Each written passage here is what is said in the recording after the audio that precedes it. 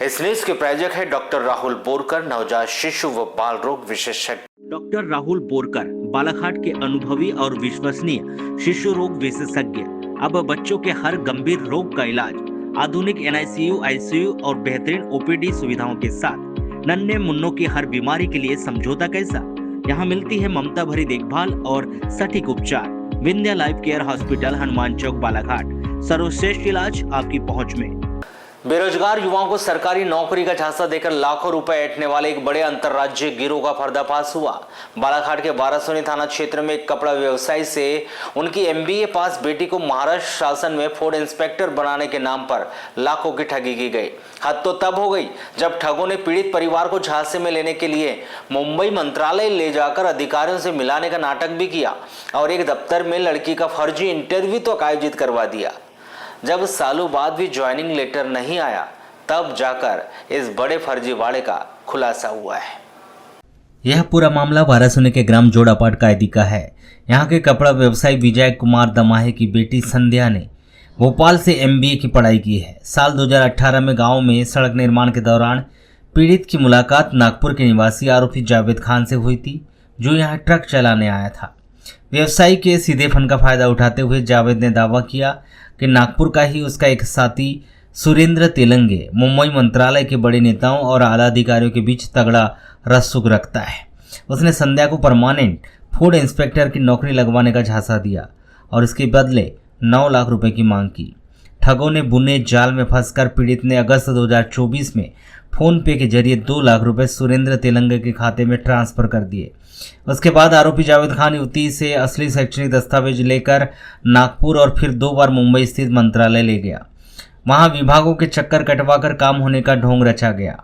विश्वास जीतने के लिए मुंबई के ही एक दफ्तर में युवती का बकायदा फर्जी इंटरव्यू लिया गया। यात्रा खर्च और अन्य किस्तों को मिलाकर आरोपियों ने कुल 3 लाख रुपए ऐंठ लिए।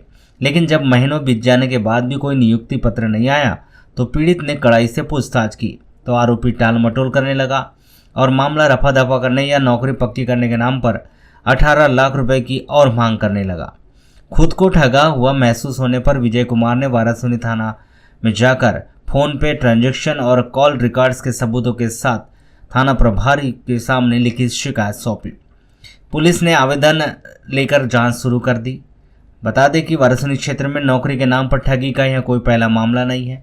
इसके पहले भी शासकीय महाविद्यालय में जन भागीदारी कर्मचारी प्रीतम डहरवाल का भी ऐसा ही कारनामा सामने आ चुका है। क्षेत्र में लगातार सक्रिय इन गिरोह पर नकेल कसने के लिए अब जागरूक अभियान और कड़े एक्शन की जरूरत महसूस हो रही है। दुकान में आता तो संपर्क किया, हमारी जान पहचान हुई। क्या नाम? उसके बाद जावेद खान, तो उसने ऐसा बोला कि तुम्हारी बच्ची कौन सी पढ़ रही है, तो मैंने बोला कि अभी 12वीं की पेपर दी है, उसका रिजल्ट आने को है। तो बोले ठीक है, बोले कोई बात नहीं, मेरे पास ऐसा क्लाइंट है, बोले कि मैं नौकरी लगवा दूंगा। बोले बिना मतलब पैसा आपको लगेगा, बोले पहले तो 9 लाख का बात किया, 9 लाख में आपकी लड़की को नौकरी लगा दूंगा। उसके बाद में उसने पूरा डॉक्यूमेंट्स मंगवाया और उसके बाद में वहाँ पे सबमिट किया जहाँ पे उसको देना था। कहाँ का रहने वाला था ये? नागपुर का। और कहाँ नौकरी लगाने के लिए बोल रहा था? वो बोले नागपुर में ही, मतलब महाराष्ट्र में लगाने के लिए बोल रहा था। तो आपने कैसे विश्वास कर लिया उस पर? अब विश्वास कर रहा कि अपना संबंध खासा अच्छा बन गया था, घर परिचय ज़्यादा घनिष्ठता हो गई थी हमारी, इसलिए हमने भरोसा कर लिया उस पर। तो कितना रुपया दिए आपने? उसने तुरंत में तो 2.5 लाख रुपए मांगा और चिल्लर ऐसे करके हमने 10-20 हज़ार करके ऐसे 3 लाख का खर्चा आया। तो 3 लाख रुपए कब लिए, कितने महीने हो गए?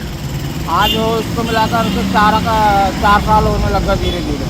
अब बात क्या बोलता है वो? अब वो बोलता है कि ऐसे हो जाएगा, मेल आएगा, ये आएगा, ऐसा करके घुमाते रहा।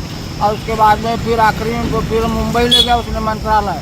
और मंत्रालय में लड़की को बाहर रखा और खुद अंदर गया, क्या बातचीत किया क्या नहीं।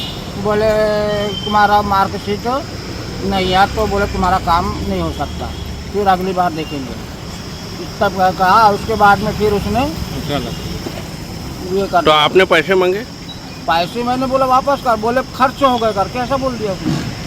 हमारी बोलती बंद हो गई। क्या चाहते हो आप?